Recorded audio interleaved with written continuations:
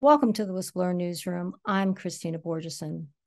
As most Americans struggle with exploding prices for gas, food, and practically everything else they need to survive, political titans in Washington are using their tax dollars to pay for dirty, illegal operations that are international in scope and involve multiple U.S. government agencies to fight each other.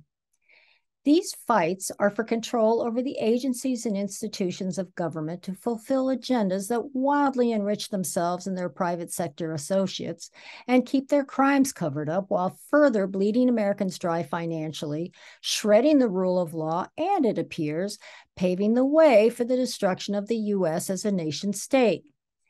This has been going on for a long time, and it has been a bipartisan ballgame, a game that has mostly been hidden from public view.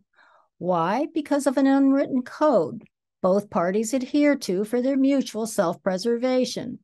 My guest today is Paul Manafort, ex-President Donald Trump's former presidential campaign manager. In this hour, he explains what that code is and says that recent events represent a break in the code and what the consequences might be. Manafort also lifts the veil on activities behind the most recent ongoing U.S. political titans operation, which has been to eliminate Trump from their ranks. Russian collusion was a centerpiece of that operation.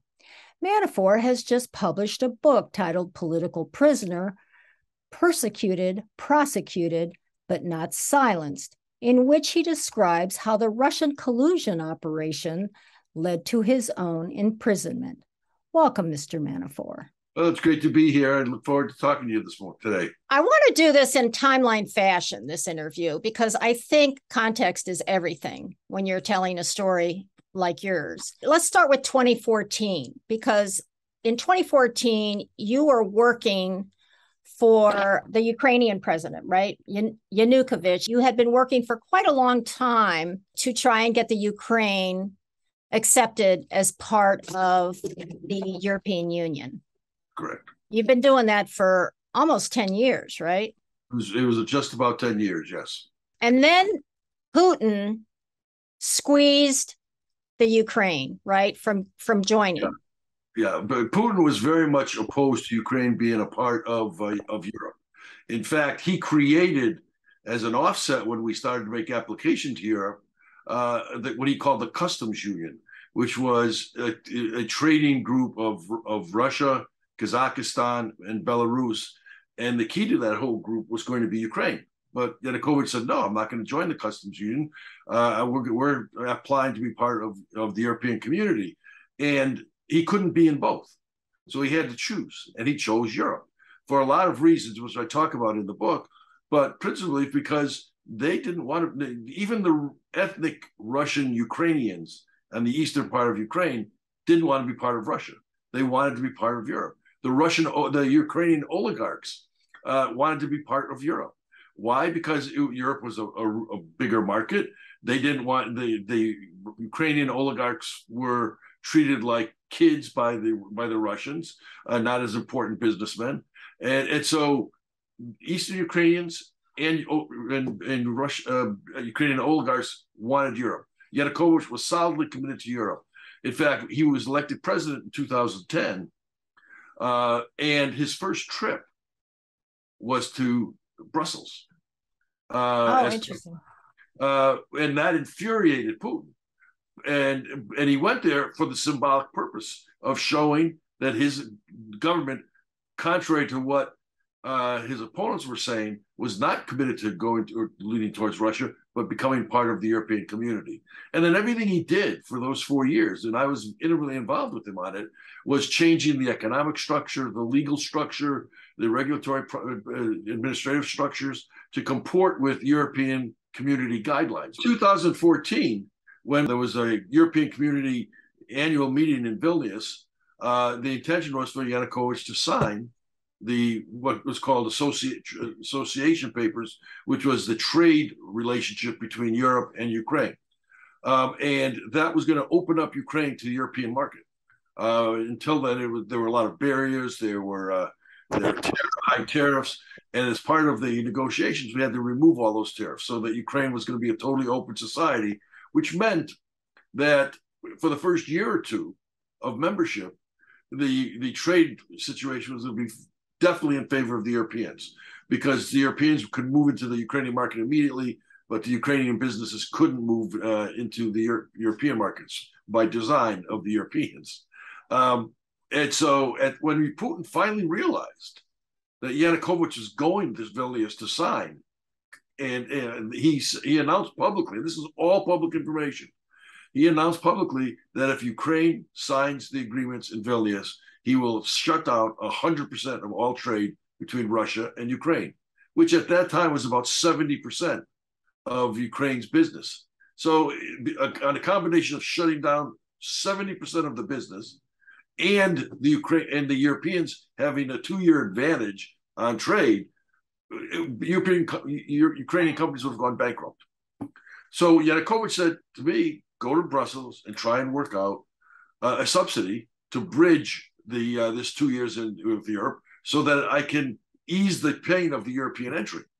So I did. I dealt with the Commissioner of Enlargement and with Barroso's office, who was the president, and they told me no.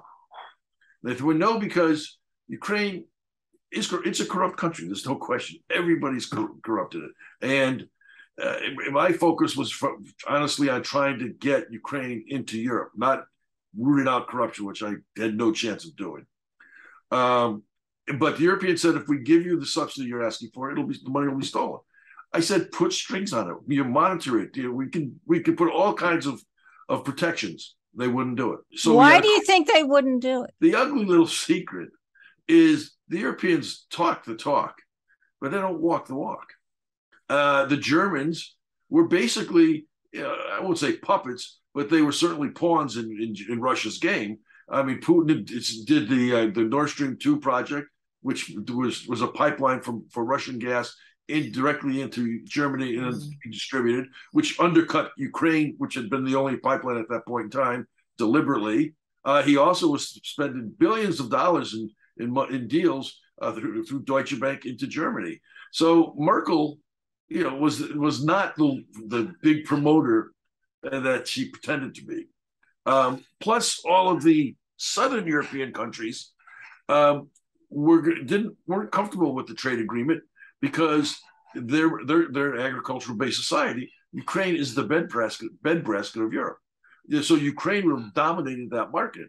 And so the Southern Europeans were not Spain, Italy. They were not anxious to do it. Yeah, so, they saw a threat to their markets. That's correct. When they said no to the subsidy, Yanukovych said, okay, I've got to work this customs thing out. I'm not going to join the customs union. I'm committed still to joining the European Union and signing this trade agreement, but I can't sign it. It was coming up in the next week. I can't sign it next week. I've got to work this issue out. At which point, the Europeans started undercutting Yanukovych, claiming that he was being disingenuous, which he wasn't. He was being very open. And this is all public information. So he never did sign the customs union, never did that. But then there was a, shall we say, spontaneous uprising in Ukraine, starting in the western part of Ukraine where the European influences are. And Yanukovych fled against my recommendation. I was strongly opposed to him leaving because I thought if he left, it would undercut all the work that we had been doing over the last 8 to 10 years.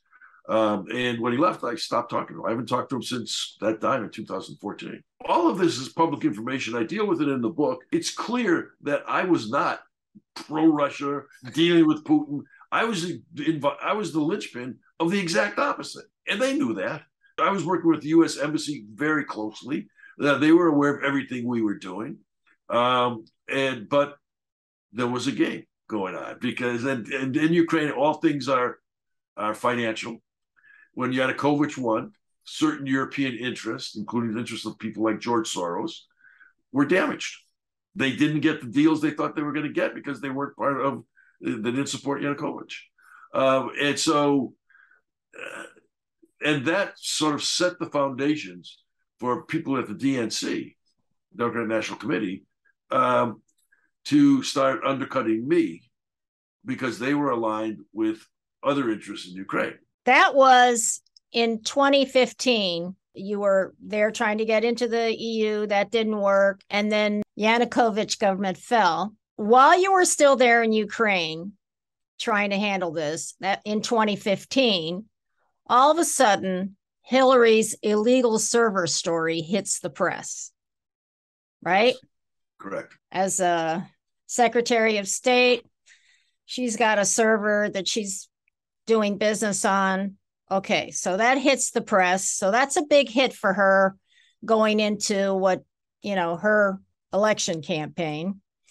Late 2015, Obama gets a report on the Hunter Biden pay for play scheme that included Biden's threatening, Joe Biden, vice president, threatening to withhold $1 billion in foreign aid unless then President Poroshenko fired the prosecuting general, right, who was investigating the corruption of Burisma, the big gas company, the big energy company, and Hunter's role on their board. Now, were you aware of all this Hunter Biden business while you were in the Ukraine? Yes. I mean, not to the detail that I am today, but I knew he was in Ukraine, trying to get business, which I thought was sort of untoward because his father was the link between the Obama administration and Ukraine. And in fact, was putting a lot of pressure on Yanukovych when he was president to do certain things. Like what? Well, for example, Yanukovych, I said this the other day, it broke some news. Yanukovych, against my recommendation, arrested and tried and convicted the former prime minister, Yulia Tymoshenko, who was his opponent in the presidential contest of 2010.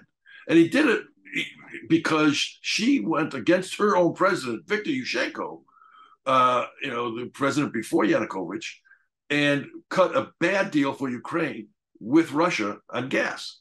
The contract was up. Yushchenko had negotiated a deal. Tymoshenko, on her own initiative as prime minister, announced she was going to Russia to make a better deal. And the deal she cut was worse than what Yushchenko had negotiated. But it was good for her because, contrary to what all the rumors, Yanukovych wasn't Russia's candidate. Tymoshenko was, because she rumored received about $100 million, shall we say, commission for her negotiations, which funded her presidential campaign in 2010. So Yanukovych had all of this. Yushchenko, her own president, agreed with all of this, and he said she needed to be indicted and convicted. Well, Biden came to Ukraine and publicly lectured Yanukovych that you don't go after your political opponents, especially if they may run again for president, and was very vociferous and threatening. So fast forward to today in Mar-a-Lago raid, and it's exactly what he went there and publicly castigated on Yanukovych. So I was aware of all of these murky connections of Hunter. I never did business other than run political campaigns in Ukraine because it's a messy, dirty business there. Business is not the way we do in the West. And I was not going to get my hands into dirty in that respect. But as you correctly said, in December of 2015, they then were looking for deflection. They were worried about the Biden story publicly popping up in Washington. And so the Democrats, commissioned with some of their Ukrainian people to go to Ukraine to get dirt on me. That was Alexandra Chalupa, right? Alexandra Chalupa. She was working with the Clinton campaign and the Ukraine embassy in Washington and a network of sources in Ukraine looking for dirt on you. Correct. To deflect from the potential Hunter Biden expose. And they couldn't find any dirt on me because I wasn't doing business. The only business I was doing was very public, political consulting and helping to get Ukraine into Europe, not into the United States. And that ultimately led to them having to fabricate information on me, which is the famous Black Ledger that was done in August of 2016 when I was chairman of the Trump campaign. And this mysteriously, this one page of a ledger that with my supposed signature, talked about me getting, I think it was $12 million in cash payments from the Ukraine government. Well, I never was paid by the Ukraine government ever, any which way, because I didn't work technically for the Ukraine government. I worked for the Party of Regions because my job was political. But number two, I never got paid in cash either. And number three, it wasn't my signature. And number four, they never could produce the actual one page or any of the pages of the ledger because it was a totally fake document meant to create the headlines that it did create in the United States. I'm curious about how it could be used as an exhibit against you without having been vetted. There are a lot of things that shouldn't have been and couldn't have been, but were against me in the whole Russian collusion hoax. But it got the headlines that they wanted, and it affected my ability to be an effective public chairman of the campaign.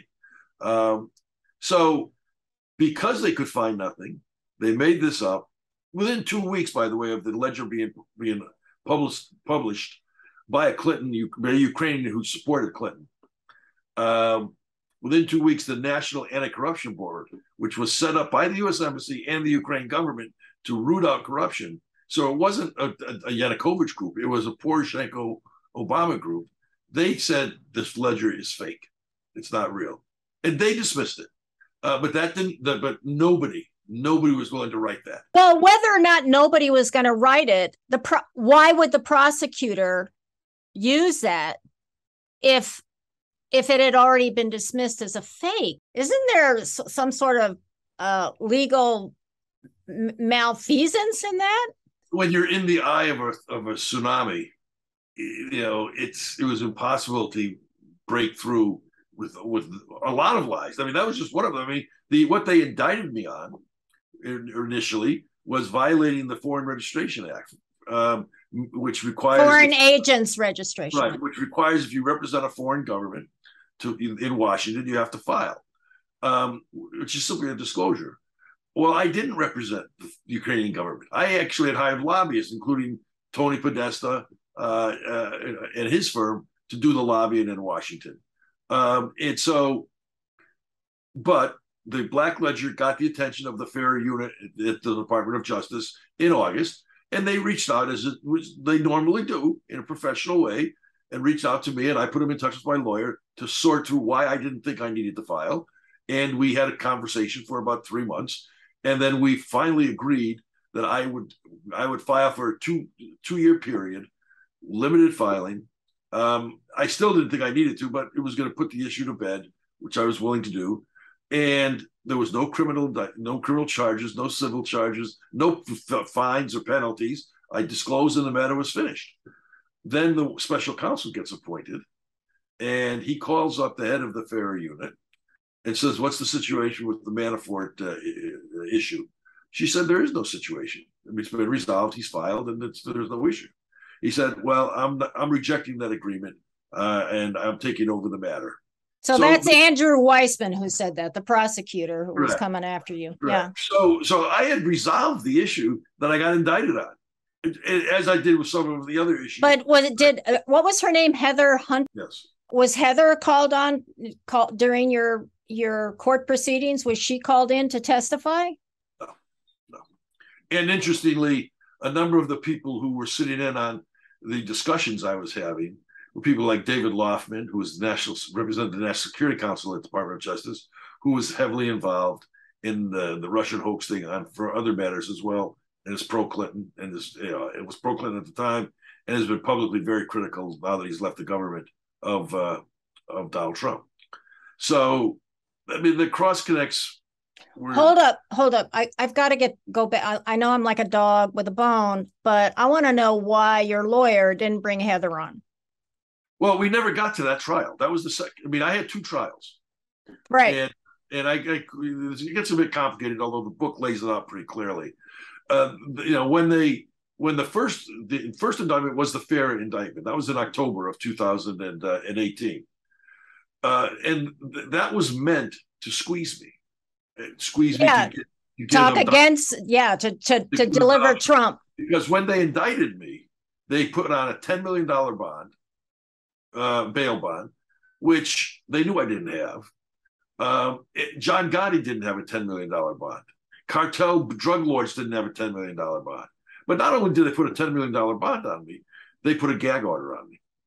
It's a questionable gag order, but at that point in time, I'd already spent several $1 million. I was running out of money. I needed to defend myself, and I had to make judgments on where I was going to put the money in defending my innocence. So I never could challenge the gag order. But while I was gagged, they then put me in solitary. During that whole period of time, the government was leaking anonymously to their reporters. Paul Manafort's a traitor. We've got Manafort on this. We've got Manafort on that. Manafort's going to jail. Manafort's been 20 years in prison. All these things and that they just made up. The Black Ledger is true. And the same reporters, by the way, who were getting the leaks from anonymously on Mar-a-Lago. Who are these reporters? I mentioned Name them. Michael Isikoff was the principal when they would go to Yahoo. Evan Perez at CNN, and there are others. The point is, all this anonymously was going on so that by the time my trial came, I'd already been convicted in the court of public opinion. I mean, you read my Wikipedia page, you would think I was literally working out of an office in the Kremlin. But that's how bad it was. And so when I didn't cave in this initial wave of pressure that they put after the indictment, they then brought superseding charges in February on bank fraud and failure to file the foreign bank accounts. And I talk about this in the book on the foreign bank accounts. I gave in 2014, working with the Department of Justice and the Ukraine government, a lot of testimony on voluntarily. I offered this up on corruption in Ukraine to help them understand a little bit of what I knew. I mean, not who's doing what, but how the system seemed to work. And in the course of that, I gave the FBI in my deposition all of the bank accounts that I was using. They weren't my accounts, but that I was using, all of which were then brought into the superseding charges against me, saying I'd hidden these accounts. I'd actually given them the accounts in the deposition, names of the accounts and everything else. But what they were trying to do was put more pressure on me by dropping these other, and I think it was 18 more charges. There were 32 in all. When I didn't cave on that, they squeezed my assistant, Rick Gates, who did have a legal problem. He'd stolen $3 million from me and not reported any of that income. The only way I found that out was both Gates and I were going to be charged, whatever the date was in February, and the government filed the complaints against both of us that were going to be the charges, but they had not become public yet. They were supposed to be opened on Wednesday or Thursday. I can't remember which day. In between the time they filed and the time that the record was opened, Gates caved. But I got the filings against Gates that the government had done, which laid out case and point by point of the case of the money he took from me and didn't file, put him into his own accounts and didn't file. So Gates had a legal problem, a tax problem. And they got him to say everything that was done by me that he was managing, I directed him to do. It's almost like they're implying that you directed him to steal $3 million from you. In fact, the judge called him out on that because when he testified, Gates, and I have this excerpt in the book. Gates said that Paul knew where all the money was, and he was paying close attention to it. At which point Ellis then said, the judge, did he know that you stole the $3 million? And Gates looked at him, just started sweating bullets and said no. And so Ellis said, well, then I guess he didn't watch it that carefully, did he? So those superseding charges were meant to squeeze me further. I didn't cave, and I went to trial on the superseding charges first. The fair charges were going to be the second case. And of the 18 charges, they only convicted me of 8 based on the testimony. There was no evidence. It was just all circumstantial. And it was Gates saying, Paul told me to do this, Paul told me to do this, Paul told me, and all the right points that would make me look like I was committing a crime. And the trial went for 4 weeks. The jury deliberated for, I think, almost 5 days. And so it was a very mixed result. And I think, but for the pressure the judge was putting on the jury to come to some conclusions, I think I could have won all of the issues. But when I was convicted, this was in the summer of 2019, I then had 3 weeks before my DC trial was going to start. And this first trial was in Alexandria, Virginia, same media market, everything else. And so I knew I couldn't get a fair trial. In the second trial, first of all, the judge, Berman Jackson, couldn't have been sitting on the prosecutor's table. I mean, she was Obama appointed, and so, shall we say, predisposed. Did your lawyer file for a change of venue? So we filed for a change of venue, and she said no. She said, you can get a fair trial here, which was a joke. But she made one concession. She said, I'll let you expand the number of jurors that you voir dire from the traditional 30 or 35 jurors to 120. And she let us do a questionnaire that would allow us to probe any potential prejudices against me. Well, of the 120 jurors, after we finished the questionnaire and analyzed it, there was one that potentially could have been objective. 92 of them said categorically they hate Trump, and by association, they hate me, and they couldn't give me a fair trial. Of the other 20, 92 said they hated me. The other 20 who didn't say they hated me said they didn't know who I was. And yet they got all their news on a daily basis from CNN, MSNBC, the Washington Post, the New York Times, because we had them identify where they got their news. So it was clear they were lying, because I had just finished what was being heralded as the trial of the century, and the media exposure on me was completely all over the place. And these people are saying they had never heard of my name. They didn't know who I was. Well, that was not credible. So I had a choice at that point in time. Go to trial with a judge who had already shown that she was going to rule against me on everything and was not going to create a fair situation.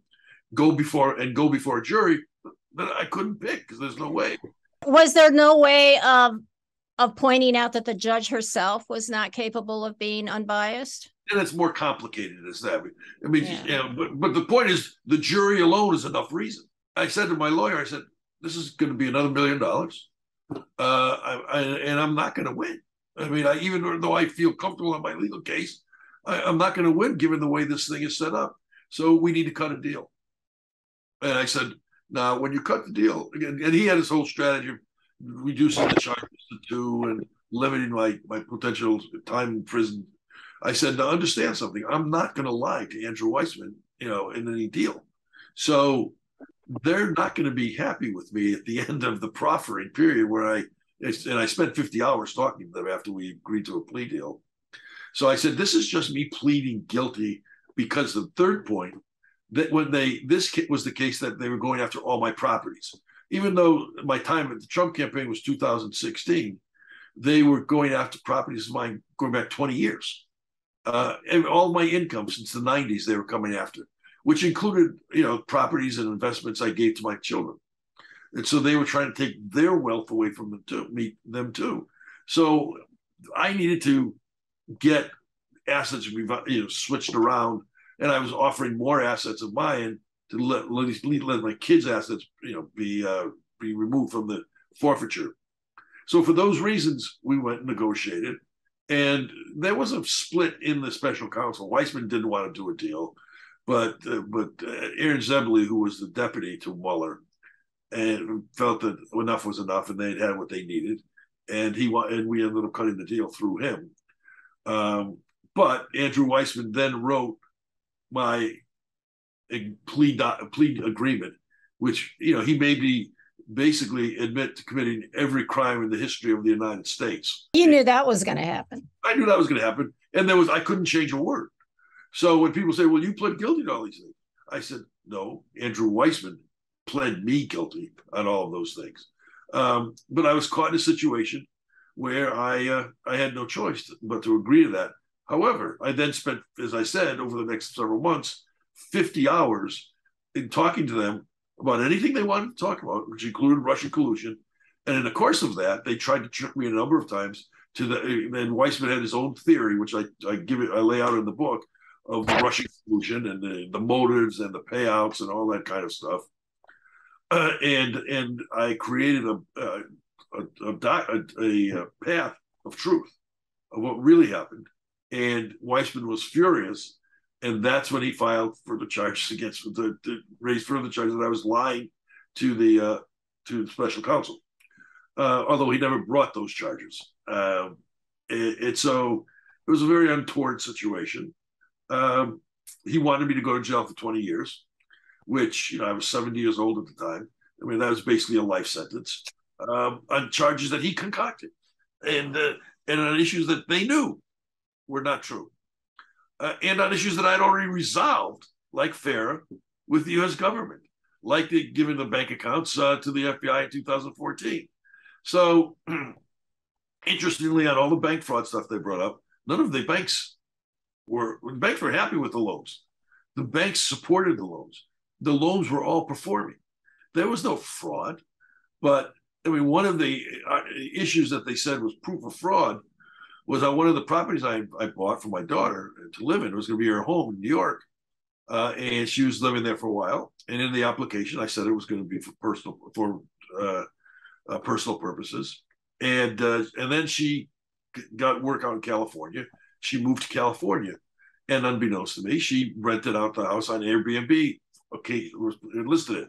Well, Weissman said that proves that my application was fraud because this wasn't a personal investment; it was a commercial investment, and that would have had a different rate, and so therefore I had lied and committed bank fraud, as one example. That was the environment in which I was dealing, and when I refused to lie and give them Donald Trump, they then asked the judge for no mercy. I want to visit with you Weissman's theory of collusion as you laid it out in your book. The first thing he says is that the Trump campaign had advanced knowledge of the hacks and leaks. Not true. I mean, there's not one piece of evidence on that. He said that Roger Stone told Trump that WikiLeaks had the Clinton emails. They talk about the hack and WikiLeaks, and Julian Assange was saying that there were no state actors involved in his receiving those emails. Yeah, and in fact, they had me flying to London to meet with Julian Assange at the Ecuadorian embassy where he was holding up to avoid extradition, which, in the middle of the campaign, which if it was true would have been a very visible event. There'd be a record at the embassy and everything else. It wasn't true. I mean, my passport showed no trips to Europe during the campaign. And Julian Assange said, I don't know Paul Manafort. I've never met him, never talked to him. But that was part of the evidence they were using that we were leaking it. And his only basis for this, his contention that Trump knew, was because the dump of the hacked material occurred right before the Democratic National Convention, which, by the way, was the Friday after our convention. So our convention ended on Thursday, the Democratic convention started on Sunday, and the dump happened on Friday.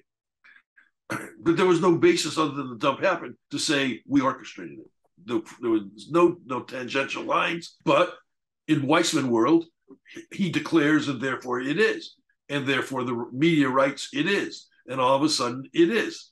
And so that was the environment. Right after the server was broken into and that was announced, the FBI opens Crossfire Hurricane, focusing on contacts between the Trump campaign and Russia. Two other facts that came out in the Durham investigation, and I wrote, my book went to print the end of last year. So I got the whole first year of the Biden administration and some of the Durham investigation trials. And what we discovered, and it's in my book, is in early July, Clinton instructs her campaign manager, Robbie Mooks, to put out a false narrative that Putin wants Trump to win and is working with the Trump campaign. And Mook, we know this, and Mook says they knew it was not true, and he said under oath he did it. So, and then we also have from the Durham investigation, John Brennan's handwritten notes that shortly thereafter Mooks made that public announcement that Brennan briefed Obama that this was fake. And so the White House knew, the Justice Department knew, the CIA knew, and yet 2 weeks after that, Crossfire Hurricane was started to go find dirt, proving the collusion, which they all knew was a lie and a campaign dirty trick. And I lay it all in the book. So from the very get-go, there was full awareness that this was fake. Do you think they also knew who did it? Who did it? Mean Hillary? Who sent those emails to WikiLeaks? Who hacked the emails?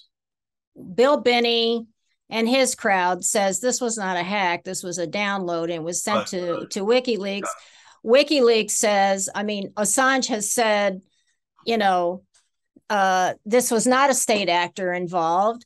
And the other thing that Assange did that was kind of strange around the same time is he was giving a reward for anyone who could come up with information on the death of Seth Rich, which is a, very serious angle that if there was any malfeasance, political malfeasance involved in that, that would be a huge thing you'd want to cover up with, oh yeah, Trump did it. Right. And that's exactly right. But the left was saying at the time, the Democrats were saying at the time, that this is all conspiratorial garbage. How could these things happen? Well, we now have seen enough of the conspiratorial garbage to know these things did happen. And there was this underground deep state network that was propagating all of these fake rumors for their own purposes. So I don't know the answer to your question about Seth Rich situation, but I do know that Trump wasn't involved. Nobody in the campaign was involved.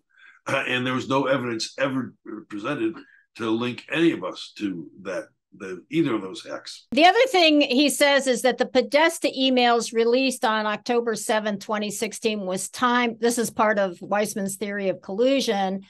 The Podesta emails released on October 7, 2016 was timed to offset the release of the Billy Bush tapes. What are the Billy Bush tapes? Billy Bush tapes are the conversation that Trump had with Billy Bush of NBC. That were very sort of crass, misogynistic kind of. Talking about grabbing women. Yeah, and Weissman said this, exactly what you just said to me in my proffer session.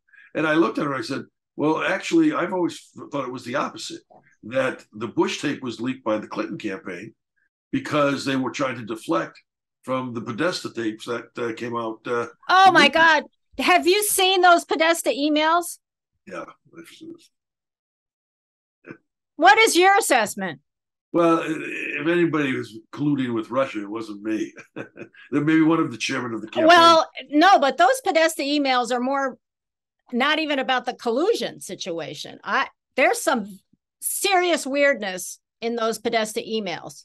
Yeah. Well, but again, as I said, nobody wants to talk about. I guess you don't want to talk about it either, huh? Well, I mean, it's old news now. I mean, the bottom line is, I think it's been buried. I think that part has been buried.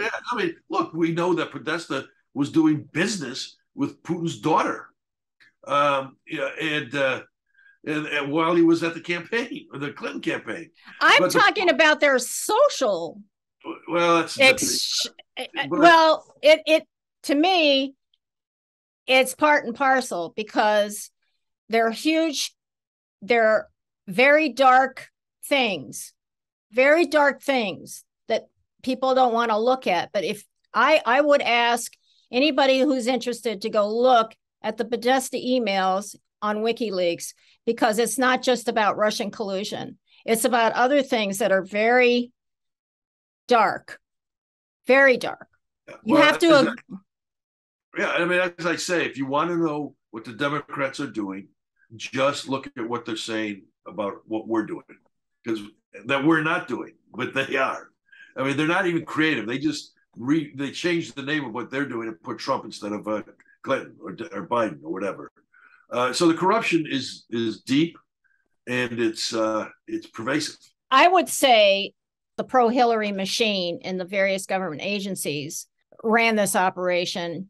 And I'm talking about the CIA, FBI, State Department, White House. Okay.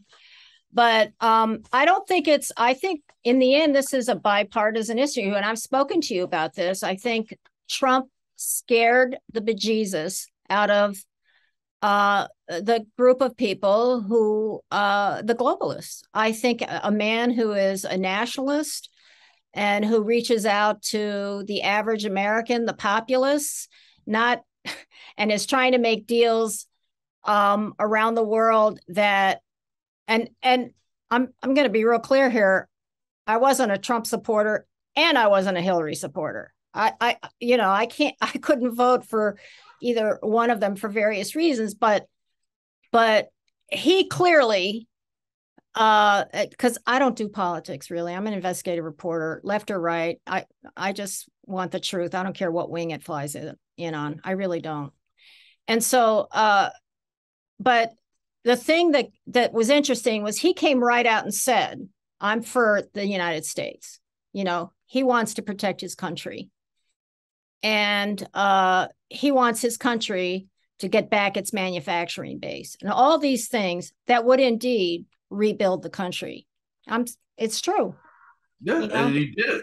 I mean, there are other things I'm not so crazy about Trump for, but yes, exactly. And they were not, those people, I want you to talk about what you think their agenda is, because there are Republicans among them. No, well, look, when Trump announced for president, he announced against the Washington establishment and talked about how he was going to drain the swamp. Well, that included Republicans too. Right. And Trump had no relationships with official Washington. Unless somebody had come up from Washington to New York to ask him for money, Democrats and Republicans, he didn't know these people. And so he had no problem lumping them together in his campaign. And some of the people running against him for the nomination, he viewed as part of that establishment and part of that swamp. And so right until the very end of his campaign, he was, when he was the head of the party, he was still campaigning against Washington, which included some Republicans. And part of his first year as president was undercut because of the Ryan-led House of Representatives that talked about, like, Trump wanted to deal with the immigration issue in a much more aggressive way in his first year. And Paul Ryan said, let's do that after we deal with the economic plan and everything else. And then Ryan never created a moment for that to happen, as an example. And then Republicans lost control of the House in 2018, and the ability to fix immigration was gone forever. And well, that was the establishment being sneaky and undercutting Trump's ability to fulfill that promise. So right from the beginning, he was the enemy of Washington. I'll never forget during a debate with all the presidential hopefuls, Trump said something that it was electrifying. He looked at all of them, and Hillary was there too on the podium, and he goes, I have given money to every one of you on this podium, right on this stage right now. And he pointed to Hillary and said, including you. And he said, and when I give money to somebody, I expect something in return. And boy, that truer words were never spoken. That's how it works. Yep. Yep. And he just laid that bare. And I think the fact that this is a guy who came in and wanted to protect his country, and he was pointing out the corruption right there in front of their faces. That was his appeal. I mean, his appeal was he was telling the truth. He was beholden to no one. He was not taking campaign for the donations. And the people saw that. And it resonated. And he was elected president on that message. And the left and the deep state, including Republicans of Washington, never understood why and how he was elected. They couldn't get it. And I talk about this in the book in some detail, because the fact that they couldn't get it and were shocked at his election was affected how they dealt with him for the whole 4 years of his presidency. Yep. Even Republicans. And the more he succeeded by keeping his promises, improving the economy, making America energy independent, protecting the borders, the more he succeeded, it shut down the Republicans to some degree, but it didn't convert them. It just quieted them, because how could they go against a guy who's keeping his promises and making the country better. But never, even through the impeachment trials, when Republicans basically voted for him, did they ever enthusiastically embrace him, ever. There's that Italian philosopher, I can't remember his name right now, who said, I'm paraphrasing, he says, people do not dislike other people who do evil as much as they dislike those who call it out. That's why whistleblowers are so, I mean, in a sense, he was a political whistleblower, Donald Trump. He just came in there and said, you guys are corrupt. I've given all of you money. You don't care about the United States. He started making deals. He started, renegotiating the bill with the UN. He was trying to run the U.S. like a tighter business. America first. He had an America first agenda. And it was clear to people. Everything went through that filter. Exactly. And a lot of these people are not America first. They're, as you said a few minutes ago, they're globalists. They're part of the Davos group. They want the Great Reset, to use all the buzzwords. And to them, they want America sitting at the table as one seat, not leading the free world. No, they don't want America as a nation. They're breaking down nations. That's what they're doing, is they're breaking down nations. The nation state is not a concept they believe in. That's correct. And the point is they want to minimize the influence of the United States across the board and have it become part of the collective, which is the exact opposite of the Trump America First agenda. And that's why they're still going after him, because the American people now finally, and I talk about this in the book, see the difference between and see that it matters who is president. Because on the very issues that their lives improved on under Trump, their lives are suffering now under Biden, who changed the policies, which is why the Mar-a-Lago raid. I mean, it's meant to deflect and try and minimize, or either minimize the number of Republicans that have been elected, or at least energize some of the Democratic base to turn out to save some of the marginal seats. But it's not going to work, because, and the reason it's not going to work is, yes, all the news right now is Mar-a-Lago and this absurd charge that as president he was committing such heinous crimes by having documents in a box in his basement that America's security was at risk.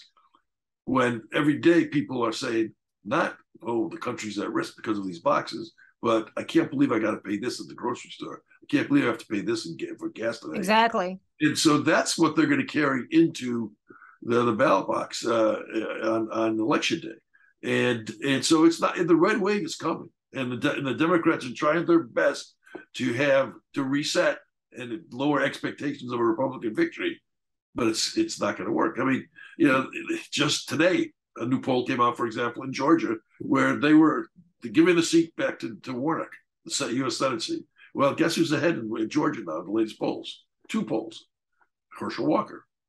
And any race where Republicans are even close, never mind winning, even close on election day, they're going to win, because the wave is going to be that sweeping. They're going to control the House. I believe they're going to control the Senate by a couple seats, and they're going to win a bunch of state legislative races and take even more state legislatures in the states, and winning some school board races. DeSantis down in Florida in the primaries last week made school boards a priority and knocked off people that were part of the critical race agenda, as opposed to teaching math and science. So it's going to be a wave, and it's going to be the start of the people taking their country. And that's what I talk about in the book. The whole last part of the book is all of these things that you've just read happened to me. You're next.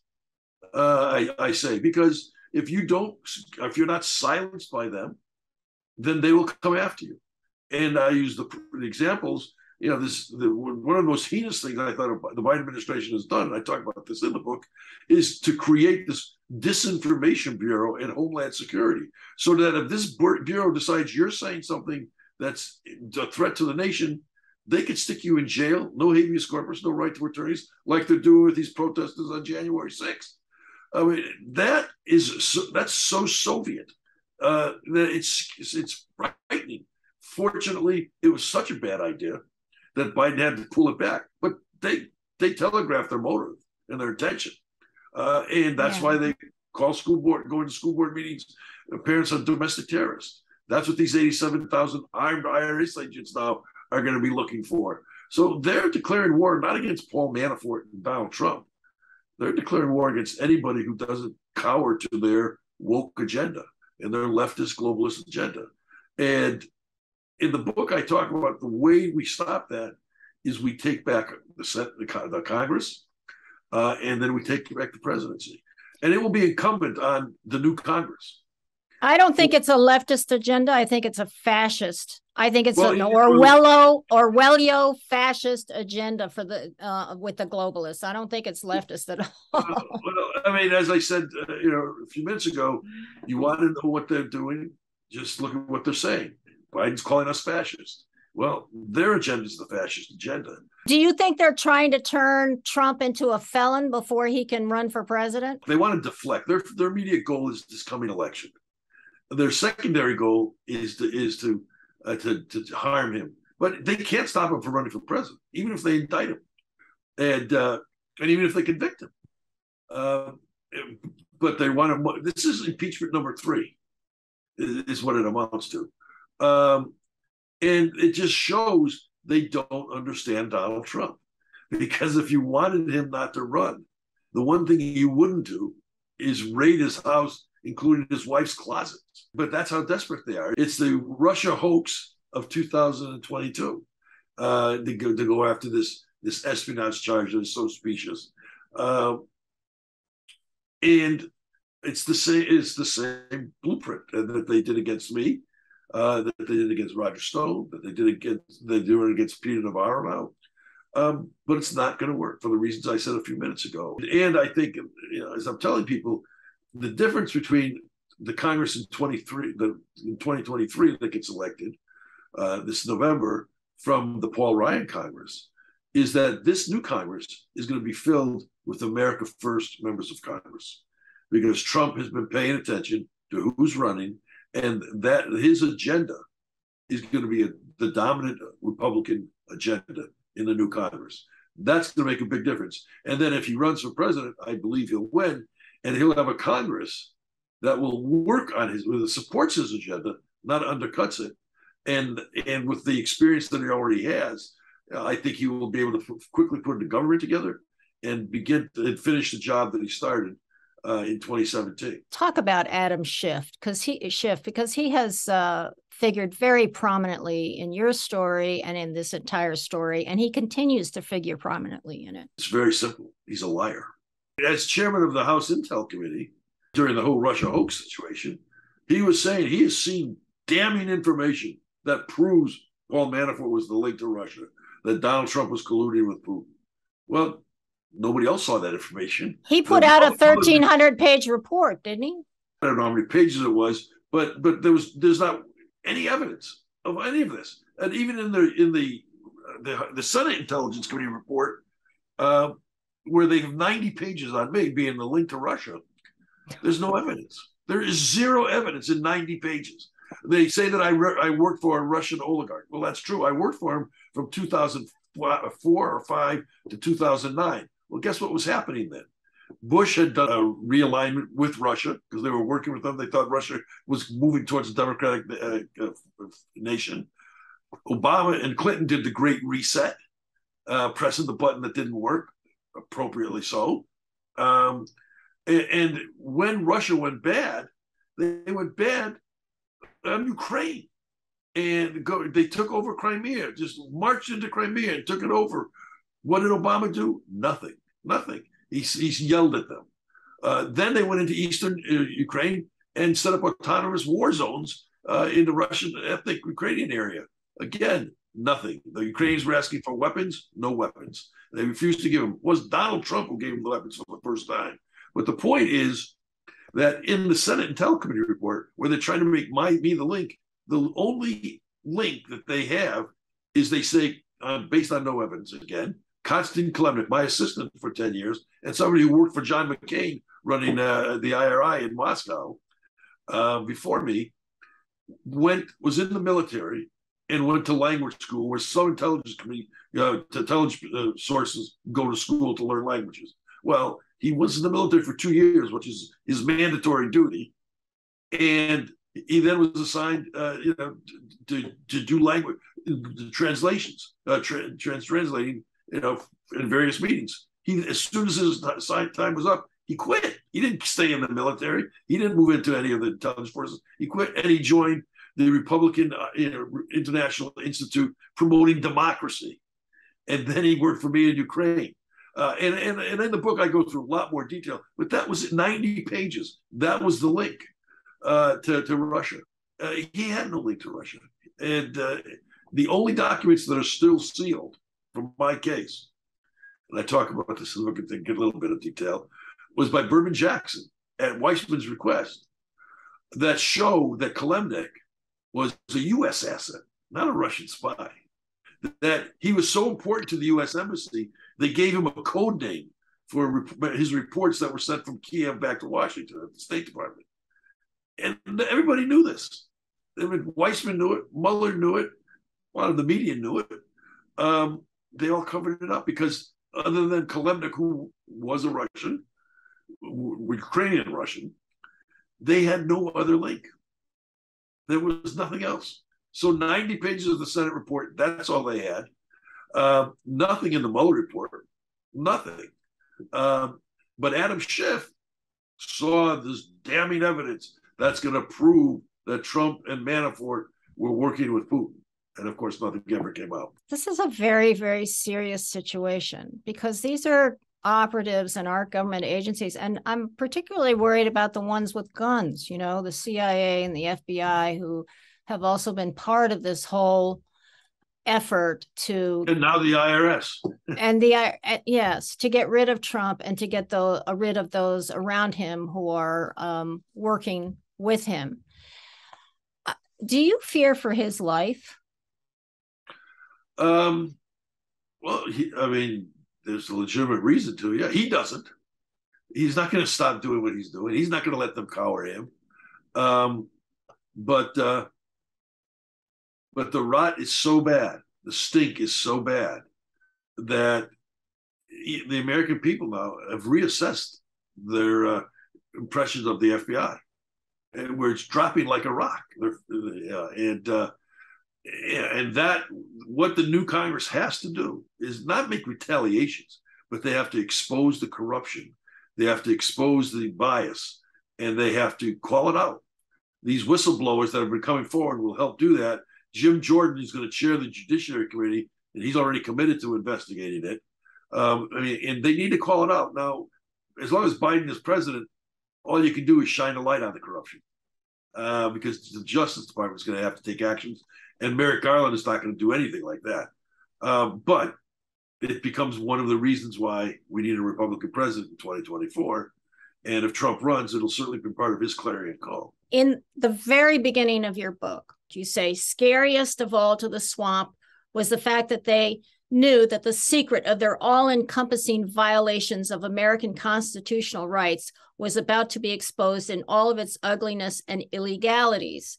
So my question to you is, do you think Hillary Clinton imagines herself in jail, or Jim Comey, or Brennan, or any of these people?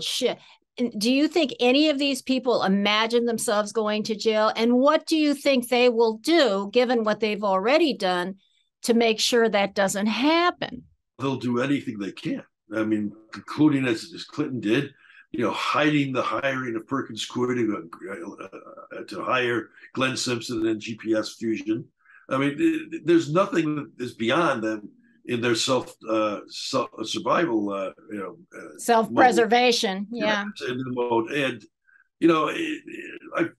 again, the duplicity and the hypocrisy is very evident.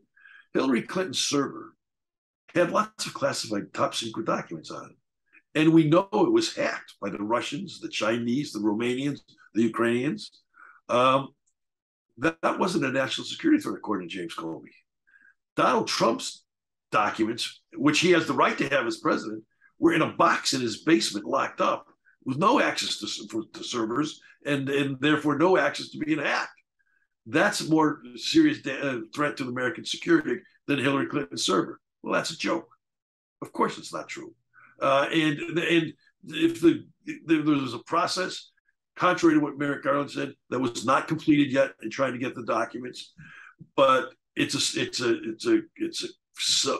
subterfuge. They don't really want the documents. They want to deflect the attention. They want to create some hysteria, and they're effective at doing it, but they're not effective at then having there be a penalty for it, because it always comes out what the truth is, and the truth always shows that what the Democrats are saying, it was a political ploy, not a reality. And whether it was Russian hoax, Ukrainian phone call to a Ukrainian president, holding documents in boxes in the basement, the American people get it. And this is what the left doesn't understand, is that they do have a political intellect. And it may take a little while to sort through all of the obfuscation and fog, but the American people generally always get it. And they figure this one out. They do get this. The American people are watching as all this unfolds. What they don't realize they're watching is a full abuse of their abusive use of their tax dollars. People are out there sweating to make their money, and their money is being spent on these bogus attack campaigns. And that alone, who's going to pay for that? Who's going to give them back their money that has been just wasted on this fight? Well, no one is going to give it back. But the key is to stop it from being spent in the future. And that's what a Republican Congress has got to shine the light on. And that's what a Republican government needs to then go after. I mean, I think I've mentioned to you before, in the 2016 campaign, one of Trump's campaign rally cries was "lock her up, lock her up." Well, he got elected president. He didn't lock her up. Why did he do that? Biden's campaign thing was, "I'm going to unite the country," and he's been the most divisive president going back to the Civil War time. Why didn't Trump lock her up? Because he understood the principle that if you're going to be the leading democracy in the world, you don't put your political opponent in jail. Even if your political opponent is a criminal? Well, yeah, even if the political opponent is a criminal. But then we're a third world country. That standard is gone now. That standard is gone now. Biden has destroyed that standard. And he, of all people, will have something to fear. I find one of the untold stories, because it's not a good story for the left and the Democrats, is that Trump, during his 4 years as president, never was accused of any corruption. I mean, there was no ties to business during his time president. Biden is buried in conflict, buried in it, whether it's Russia or China or Ukraine. I swear to God, if I see one more picture of Hunter Biden with his, whatever's hanging out and, with these prostitutes, I've had enough of that. That's not even the danger. The danger of the Hunter Biden laptop is the corruption of pay for play. Well, no, I mean, obviously, yes. And so, also to have a son like that, he's a national security risk, isn't he? If you're doing pay for play with him, and he's also, he's a crackhead and doing all this other stuff, he's a national security issue. But the point I'm getting at is Biden has now destroyed the standard of not going after not only your predecessor, but a potential future opponent.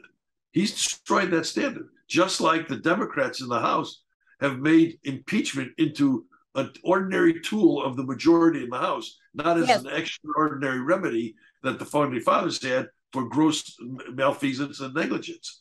So, I mean, they've changed all the standards. They tried to do it with in the Senate with the 60-vote cloture rule, because anything that gets in their way, or they think they can use to their advantage, precedent be damned. They will do it. I was reared in Haiti, member of the morally repugnant elite. My mother's family had a very successful business down there. My father was a military attaché. When he met her and married her. Okay. I know how the morally repugnant elite think and operate. I mean, Haiti's a very small microcosm, but I know that both sides, Republican, Democrat, at a certain level, protect each other. You just mentioned that. You don't go after your political opponent. But I will tell you, from the perspective of the American people, that is quite galling because we have to live by the rule of law.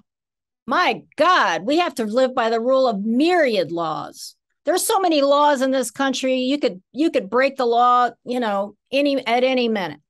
Okay. And it seems like the political elite have always been protected.